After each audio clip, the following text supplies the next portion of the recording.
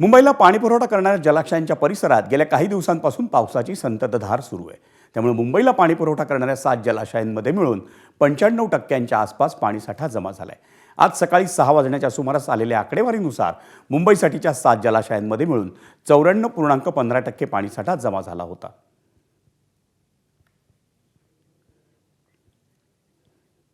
आणि मुंबईला पाणीपुरवठा करणाऱ्या 7 जलाशयांमध्ये आज सकाळी 6च्या सुमारास किती पाणीसाठा होता पाहूयात ग्राफिक्समधून।